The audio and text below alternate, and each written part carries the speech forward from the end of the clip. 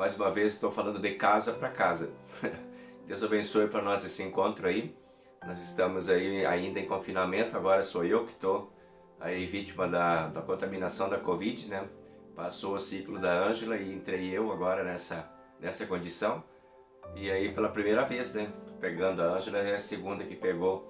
E aí nós estamos aí nesse processo agora de nos cuidar e também cuidar das outras pessoas com quem a gente convive. Daí a razão do culto ser virtual e ao mesmo tempo que nós estamos tendo nesse final de semana um culto presencial lá na igreja, em função da celebração dos 55 anos do nosso departamento feminino, hoje com a presença de um pastor convidado, o pastor Erickson, que está fazendo lá o culto para o pessoal na igreja, no presencial. A gente vai mandando esse aqui para vocês aí, que é o nosso culto virtual, tá bem? Então nós agradecemos aí a oportunidade de estarmos juntos aí com vocês. Deus abençoe para nós esse momento de encontro, que ele possa ser um momento também de edificação espiritual. Hoje nós vamos estar falando um pouquinho, a partir do texto da epístola de hoje, sobre o tema Cristo quem vive em mim. Então vamos aí à sequência das leituras bíblicas primeiro, que são as leituras indicadas para esse final de semana, iniciando então com o Salmo número 32, versículo 1 até o versículo 7. E esse culto nós celebramos então em nome do Pai, do Filho e do Espírito Santo. Amém. Então vamos à leitura do Salmo 32. Feliz aquele cujas maldades Deus perdoa e cujos pecados Ele apaga. Feliz aquele que o Senhor Deus não acusa de fazer coisas más e que não age com falsidade. Enquanto não confessei o meu pecado, eu me cansava, chorando o dia inteiro. De dia e de noite tu me castigaste, ó Deus, e as minhas forças foram se acabando como o sereno que seca no calor do verão.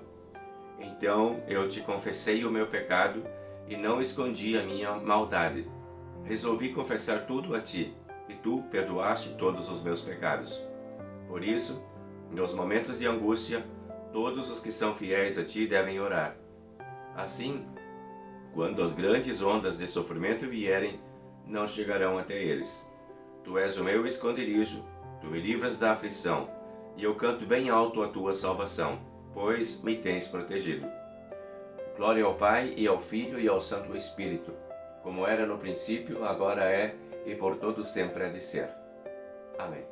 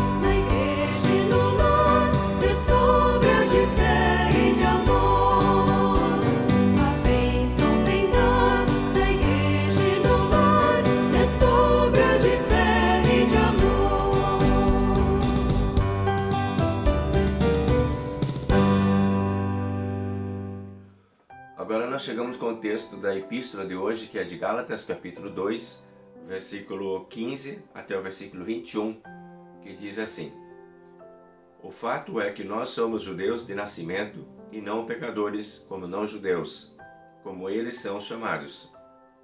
Mas sabemos que todos são aceitos por Deus somente pela fé em Jesus Cristo e não por fazerem o que a lei manda.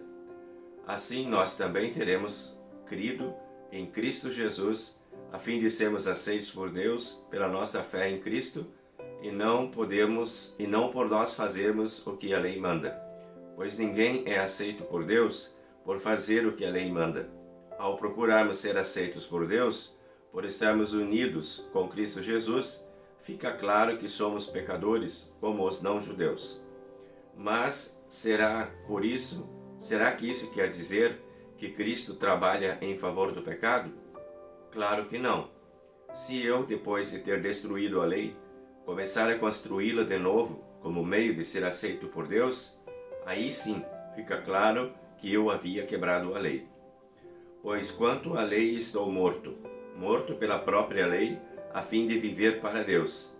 Eu fui morto com Cristo na cruz. Assim já não sou eu quem vive, mas Cristo vive em mim. E esta vida que agora vivo pela fé no Filho de Deus, que me amou e se deu a si mesmo por mim. Eu me recuso a rejeitar a graça de Deus, pois se é por meio da lei que as pessoas são aceitas por Deus, então a morte de Cristo não adiantou nada. Então esta é a palavra da epístola de hoje, e o destaque da epístola então é do versículo 20, que diz: Assim já não sou eu quem vive, mas Cristo é quem vive em mim. É sobre esse tema que a gente vai refletir logo mais na sequência do culto de hoje.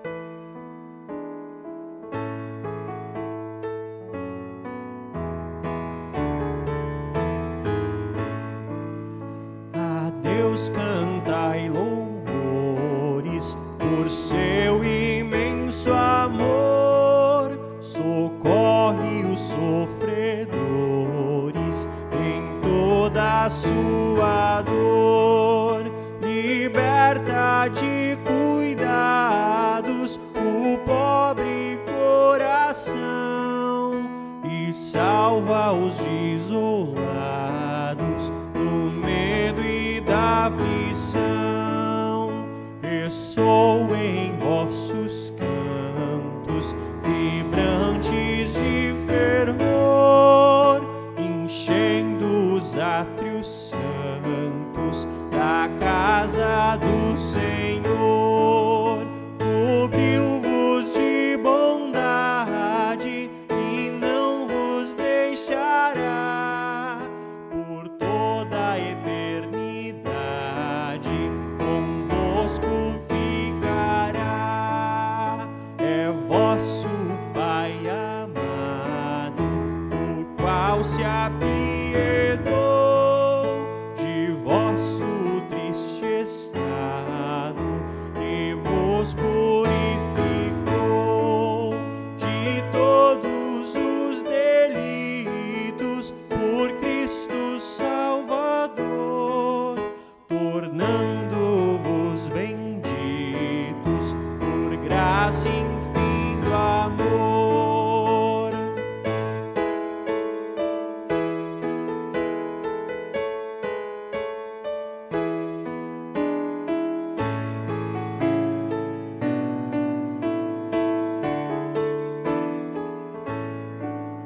Cantai-lhe doces hinos sem nunca mais cessar, marchai quais peregrinos ao seu celeste lar. Lembrai-vos da bondade que Deus vos dispensou, servindo em piedade a quem vos resgatou.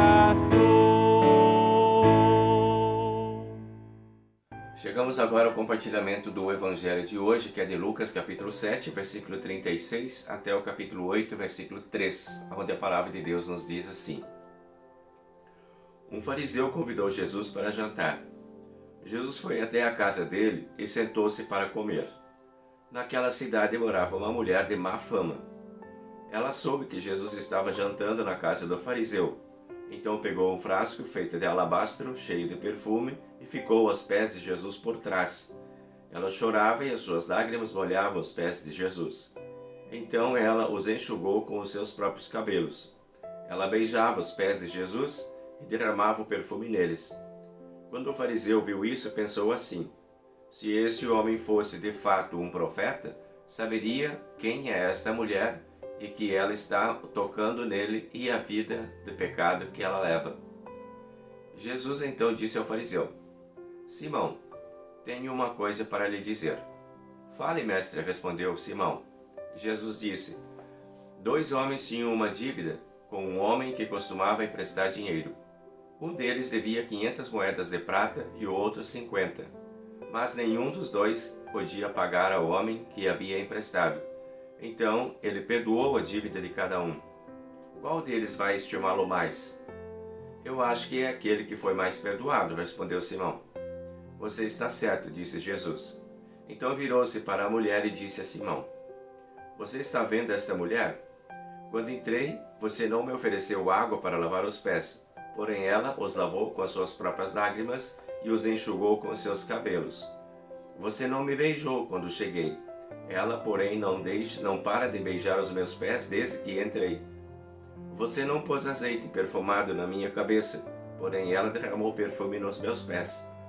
Eu afirmo a você, então, que o grande amor que ela mostrou prova que os seus muitos pecados já foram perdoados. Mas, onde pouco é perdoado, pouco amor é mostrado. Então Jesus disse à mulher: Os seus pecados estão perdoados. Os que estavam sentados à mesa começaram a perguntar: Que homem é este que até perdoa pecados? Mas Jesus disse à mulher: A sua fé salvou você. Vá em paz. Algum tempo depois, Jesus saiu e viajou por cidades e povoados anunciando a boa notícia do reino de Deus. Os 12 discípulos foram com ele, e também algumas mulheres que haviam sido livradas de espíritos maus e curadas de doenças.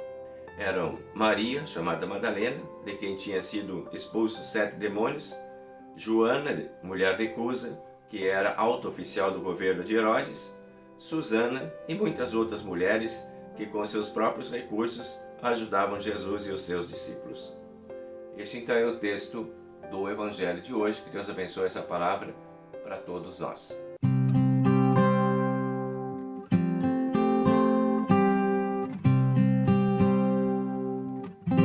Deus enviou seu Filho amado para nos salvar e perdoar. Na cruz morreu por meus pecados, mas ressurgiu e vivo com o Pai está, porque Ele vive. Posso crer no amanhã, porque Ele vive.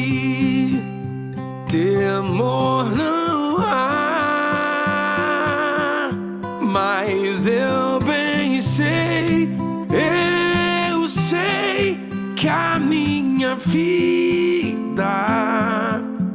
está nas mãos do meu Jesus, que vive está. E quando enfim chegar a hora em que a morte enfrentarei,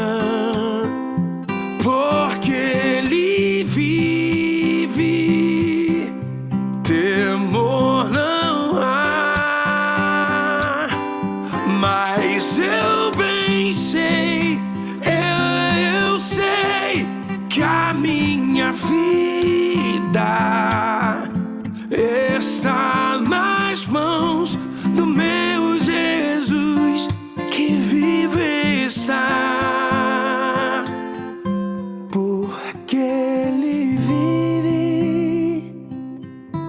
Posso crer no amanhã, porque Ele vive.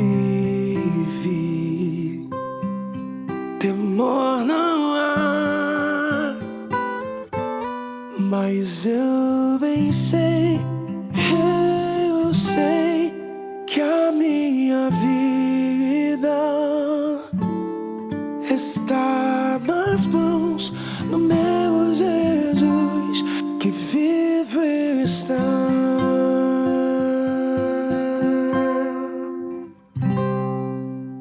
Pessoas, então nós chegamos agora ao momento de compartilhar a mensagem de hoje, a palavra de Deus, que está exposta aí no tema Cristo é quem vive em mim, de Gálatas capítulo 2, versículo 20. Esse é o pensamento que Paulo revela então aos Gálatas na sua carta. E aí isso nos convida a pensar um pouco sobre sermos donos da nossa própria vida. Esse é um plano que quase todo ser humano tem. A gente percebe isso na sequência da história de vida das pessoas, e todo mundo tem esse desejo, né, de chegar lá, poder tomar suas próprias decisões, ter as suas próprias escolhas, enfim, tomar conta da vida, ser dono da vida. O que seria isso, né, na verdade? A capacidade de administrar a vida, a capacidade de administrar os seus talentos, seu dinheiro, seus bens, né, e ser dono absoluto de tudo aquilo que lhe pertence. A gente vai crescendo, a gente vai evoluindo, e a gente vai, desde pequeno a gente já é ensinado ainda colocando o nome da gente nas coisas que são da gente, né? E aí, com isso a gente vai crescendo e vai seguindo isso aí. Chega ao ponto que a gente vai ter um carro para pôr no nome da gente, se vai ter uma casa ou uma propriedade para pôr no nome da gente, a gente vai pondo o nome. Queremos ser donos das coisas, né? Essa é uma batalha que normalmente a gente trava desde pequeno. Mas ela tem um período na vida da gente que ela é muito forte, né? Essa batalha ela se torna bem significativa e bem imperiosa. A época da adolescência, por exemplo, né? A época que a gente está descobrindo, a época que a gente está descortinando as coisas, a gente tem essa ideia de projetos, sonhos, buscas, realizações, e tem a ideia de que a gente já pode tudo, de que a gente, tudo aquilo que a gente quer, a gente vai ter, a gente vai conseguir. A sensação de independência dos pais que a gente tem na adolescência também tem essa conotação, né, de autonomia, de independência. De a gente poder experimentar todas as coisas, a gente poder se liberar para ter todas as coisas à nossa disposição. Esse é um movimento natural do ser humano. Para isso a gente estuda, para isso a gente trabalha, para isso a gente se organiza, a gente vai fazendo e vai tomando conta, né, da vida da gente. Muito comum na adolescência a gente querer fechar a porta do quarto da gente, porque aquele é o espaço da gente, não querer que ninguém entre nesse espaço, porque é o nosso espaço, é o nosso lugar dentro da casa. E aí nós escondemos nossas senhas, nós escondemos nossas chaves, e a gente esconde muita coisa na vida da gente, acaba blindando a própria vida da gente, como a gente quer blindar as coisas que estão à volta da gente. É uma época normalmente que a gente observa muito e fala pouco. E a gente com isso vai construindo um mundinho secreto, que é o mundo da gente. Isso é natural. Praticamente todo ser humano normal passa por essa experiência, né? E normalmente nessa época a gente também não quer ter muita gente por perto da gente. A gente escolhe muitos amigos e a gente acaba selecionando bastante os amigos e acaba ficando muito fechado para o resto do mundo. A gente escolhe a quem a gente vai amar e de quem a gente quer receber amor, né? E alguns desistem muito, né, de muitas coisas nesse caminho, abrem mão de muita gente. Tem muita gente que nessa época, nessa idade, abre mão de certas amizades, de certos laços familiares e até de círculos, né, de convívio e às vezes até da própria igreja. Acaba se afastando de tudo, acaba se constituindo dentro de um mundo muito separado, muito exclusivo. Enquanto isso tudo está acontecendo na vida da gente, esse processo, que às vezes é um processo bem longo, a gente precisa ter em mente que Deus está olhando para a gente. O fato de a gente não querer muitas vezes olhar para Ele, não impede que Ele continue olhando para nós, né? Normalmente nesse período da vida, que a gente ora pouco, lê pouco a Bíblia, estuda pouco as coisas de Deus, a gente tem outras pessoas que estão fazendo isso por nós. Nossos pais estão orando muito por nós, nossos padrinhos estão orando muito por nós e se preocupando muito conosco, nossos avós, né, estão muito preocupados conosco também e sempre estão perguntando coisas para a gente, querendo saber como é que a gente está, né? E aí, nesse período de vida em que as pessoas oram, em que as pessoas se preocupam com a gente tem a sensação de que a gente não quer muito aquilo. A gente quer cuidar da gente mesmo e não quer nem que Deus cuide da vida da gente. Então é comum na adolescência meio que as pessoas desaparecerem da presença de Deus. Assim foi naquela história que Jesus contou, daquele filho que quis sair de casa numa determinada idade, a história do filho pródigo. E saiu porque queria cuidar da sua vida, saiu porque queria ter o seu mundo, saiu porque não queria o olhar dos pais na sua vida, saiu porque queria fazer as suas próprias experiências, ser dono dos seus próprios caminhos, né? Ter a sua própria herança e quis construir o seu próprio mundo. O pai deixou. Na história que Jesus conta, na parábola, o pai deixou. Precisa fazer essa experiência? Vai. Né? Mas enquanto o filho foi fazer aquela experiência, o pai ficou esperando pelo retorno. Parece que o pai sabia que isso teria um tempo em que isso seria assim, essa necessidade de distanciamento e de autonomia. E daí um pouco, quando fosse voltar, o pai estava lá pronto, né? O filho pródigo acaba sempre retornando para a casa do pai, para viver na casa do pai. Essa também é uma história que está presente em muitas pessoas, na humanidade de muitas pessoas. E é disso que Paulo está falando aqui também aos Gálatas, mais ou menos dessa sensação que ele tem, talvez por pensar mais ou menos nessa direção, que eu estou convidando vocês a pensarem agora. E aí, as perguntas como seria viver sem Deus? Se a gente se afastasse de Deus e pronto, a gente conseguisse impedir que Deus olhasse para a gente, que Deus não soubesse da gente. Como seria essa vida? Como seria essa vida longe dos olhos de Deus? Longe de Deus. Você pode olhar para todos os lados e ver que muitos amigos eles vivem, né? Sem Deus, parece. Dá a impressão, eles não vão à igreja, eles não oram, eles não fazem nenhum movimento espiritual e a vida deles parece que vai tão bem. Parece que está tudo tão certo. São felizes, são legais, são fiéis, são realizados, são bem-sucedidos. E aí, por que eu tenho que viver com Deus? Por que eu tenho que estar perto de Deus? Por que Cristo viver em mim? Não tem necessidade. Tudo funciona muito bem assim. Sem Deus, as vidas estão funcionando por aí. Então, a gente precisa saber o seguinte, que ninguém precisa de viver com Deus como uma imposição. Todos nós temos direito de escolha e liberdade para escolhermos o que queremos da nossa vida, para onde queremos ir e com quem queremos viver. Todos nós temos independência para determinar quem nós gostaríamos que estivesse presente na vida da gente ou não. Aqui estamos diante de um exercício de fé e de liberdade. A nossa vida com Cristo, ela é uma escolha, ela não é uma imposição, é uma escolha da gente. Paulo está argumentando sobre isso quando ele diz que, quando ele está dizendo que não pode ser pela lei a imposição. Lá no versículo 16 ele diz: somos aceitos por Deus, mas não porque a lei manda. Ninguém é aceito por Deus por fazer o que a lei manda. Isso é o que Paulo deixou escrito para nós aí no texto da epístola de hoje. Sempre será pelo Evangelho que Deus se oferece a nós. Sempre será pelo Evangelho que Deus entrará na nossa vida suavemente e estará na nossa vida suavemente. Nada do que fazemos na vida deveria ser por exigência de lei, mas deveria sempre ser pelo poder da fé. Essa é a dinâmica da vida religiosa e da vida cristã. E isto é o poder de Jesus em nós. E talvez era isso que Paulo estava sentindo quando ele falou. Paulo tem isso muito claro na sua mente e por isso ele não consegue mais fazer diferença o que era a vida dele e o que era a vida de Cristo nele, pelo Evangelho. Já não sou eu quem vive, mas Cristo vive em mim. Eu já não consigo mais separar essa vida, como se tivesse uma vida minha, sem Deus, e uma vida com Deus. Não consigo mais saber quem sou eu e quem é Cristo, porque Cristo vive em mim.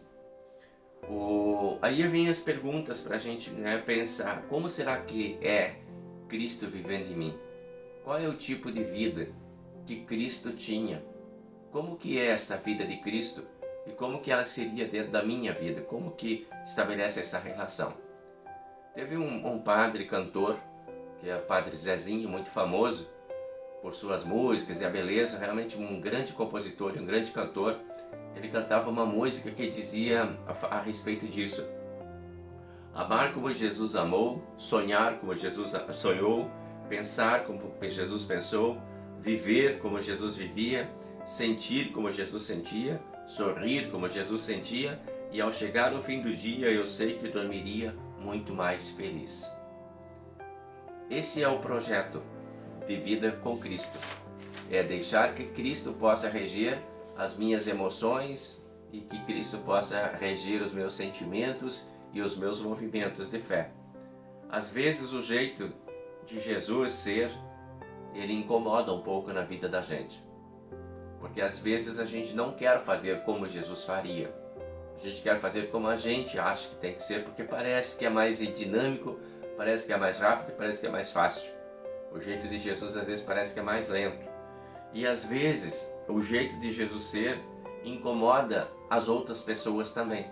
Quando a gente está querendo ser como Jesus era, a gente acaba às vezes parece que incomodando um pouco as outras pessoas. E é interessante quando a gente fala disso, olhando para o Evangelho de hoje, nós vemos que aquele fariseu na história do Evangelho, ele ficou muito incomodado com aquilo que estava acontecendo ali naquele momento. Daquela mulher que estava tendo aquele ato de adoração em relação a Jesus, cuidando com atenção de Jesus, lavando os pés de Jesus e massageando os pés de Jesus lá. Era uma mulher até de má fama, nem deveria estar ali. E Jesus estava deixando aquilo acontecer. Jesus estava aceitando aquilo, Jesus estava gostando daquilo. E aquele homem estava muito incomodado com isso. O jeito de Jesus viver, o jeito de Jesus sentir, o jeito de Jesus fazer, era incômodo para ele. Parece que estava errado aquilo. E esse jeito de Jesus é muito interessante, à luz dessa história do Evangelho, que ela traz um ensinamento muito forte para nós, que é o ensinamento do acolhimento. Aí começamos a entender o que é Cristo viver em mim. É deixar com que o sentimento que Cristo teria seja meu também, naquela situação que eu estou vivendo. Então aí vem uma pausa para a gente pensar, para a gente avaliar as nossas atitudes, as nossas ações. Tipo assim, como será que Jesus reagiria diante desta situação que eu tenho agora? Como que Jesus faria neste momento que estou vivendo agora? O que Jesus diria nessa situação que estou vivendo agora? Talvez isso seria aquilo que Paulo estava falando lá, de que já não sou eu quem vive, mas Cristo vive em mim. Na história do Evangelho de hoje, a gente tem alguns aprendizados já e bem rápidos, para a gente saber como é que é o jeito de Jesus ser. A gente vê, por exemplo, característica de acolhimento. Jesus acolheu aquela mulher. Aquela mulher era uma mulher de má fama, mas Jesus acolheu essa mulher. Então a primeira coisa que Jesus nos ensina é acolhimento. Outra coisa que Jesus nos ensina nessa história é combate à discriminação. A gente já viu isso no estudo de quarta-feira, e agora a gente retorna de novo. Aqui tem uma história de uma mulher, né? Uma mulher que estava ali, era mulher, a condição de mulher era uma condição discriminada no tempo de Jesus, e Jesus promove essa mulher a uma outra situação, combatendo assim a discriminação. A aceitação das pessoas como elas são. O texto diz que o fariseu olhava e dizia, era uma mulher de má fama, e Jesus aceitou como ela era. Amar os inimigos, também a gente tem aqui um aprendizado, porque essa é uma característica da vida de Jesus Cristo no ensinamento dele. E o ensinamento dele é de que nós possamos amar os amigos e amar os inimigos também. Como disse Jesus Cristo, né? Orar pelos que nos perseguem, acolher os necessitados, ter uma solidariedade inclusiva, perdão sem ressentimento, cuidado, afeto, proteção. Essas são as formas de Jesus viver. Essas são as características da vida de Jesus. Ter Jesus vivo em mim significa ter essas qualidades, ou pedir essas qualidades a Deus, ou lutar por essas qualidades, ou buscar essas qualidades diante de Deus. E aí a gente precisa perguntar e pode perguntar quanto deste jeito de Jesus viver está vivo em mim. Quanto disto eu já tenho na minha vida? Quanto eu ainda preciso construir? Quanto eu ainda preciso buscar? Quanto eu ainda preciso me desenvolver para chegar àquele ponto que Paulo chegou, da sensação de que já não sou eu quem vive, mas é Cristo quem vive em mim? Você tem essa sensação de que tua vida, tuas ações, teu jeito de viver são um reflexo vivo da presença de Cristo dentro de você? Quanto de Cristo está vivo dentro de nós hoje? O quanto nós assumimos essa vida com Cristo hoje, dentro da nossa casa, com a nossa família, dentro do nosso espaço profissional, dentro da nossa escola, enfim, na sociedade onde vivemos e até dentro da igreja que nós estamos. Quanto que nós já temos de Cristo aqui dentro de nós? Quanto que os nossos pensamentos, palavras e ações já estão filtradas pelos pensamentos, palavras e ações de Cristo? Quanto que nós já somos parecidos com Cristo?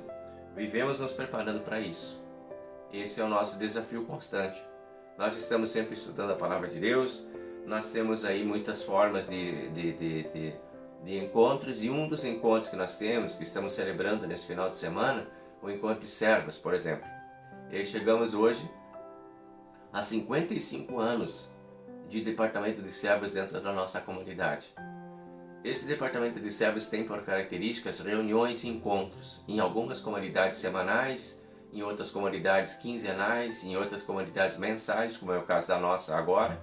Nós já tivemos com mais frequência nossos encontros no departamento, mas todos esses encontros sempre foram pautados pela Palavra de Deus, o estudo da Palavra de Deus em primeiro lugar. É a primeira coisa que a gente faz quando se encontra, sempre um estudo bíblico.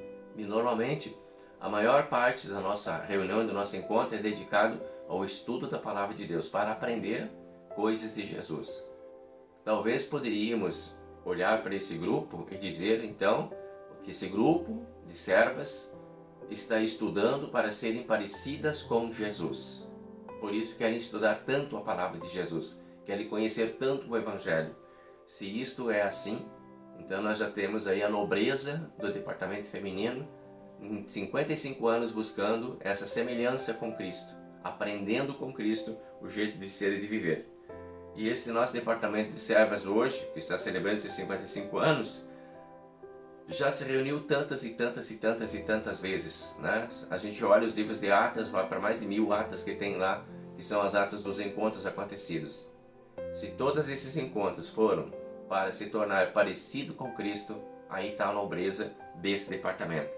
Quanto nós já aprendemos juntos dentro desse departamento, como dos outros também. Mas quanto que já aprendemos e aí quanto que fazemos daquilo que já aprendemos.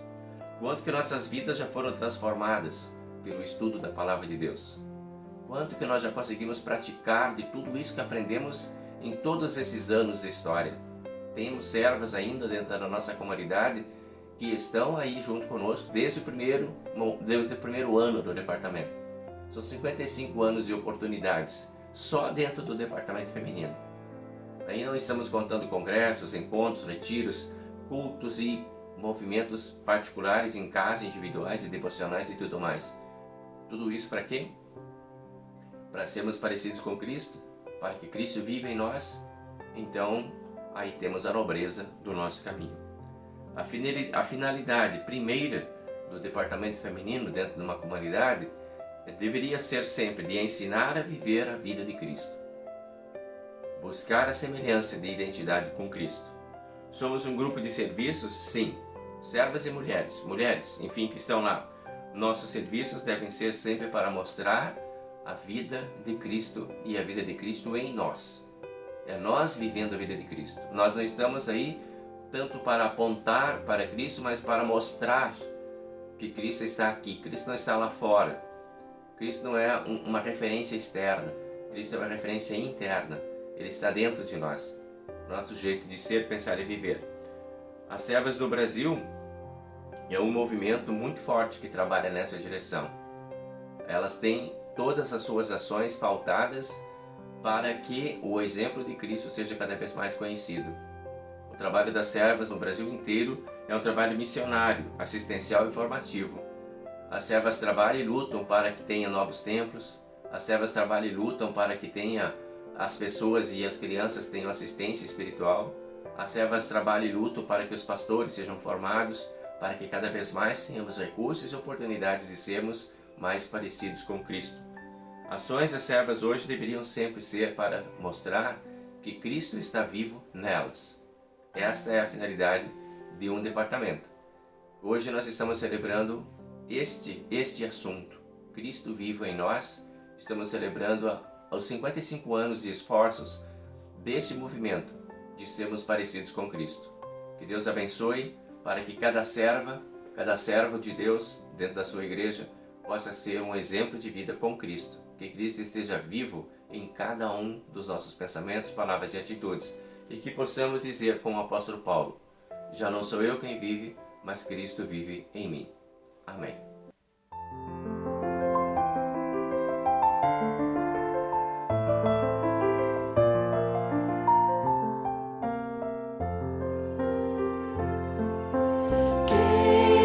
Estrada, conduzir-nos juntos, com o vento sempre a teu favor, tendo garoa sobre os verdes campos, ou brilhando o sol com seu calor.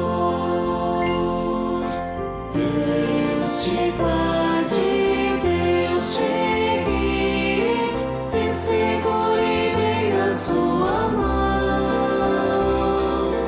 Vá confiando, vá com alegria, pois seus anjos te acompanharão. Firme subindo pelo trilho certo, sem perder o rumo para os céus, agradecendo, abençoando, sentirás que somos filhos seus. Deus te guarde, Deus te guie, te segure bem na sua mão. Vá confiando, vá com alegria, pois seus anjos te acompanham.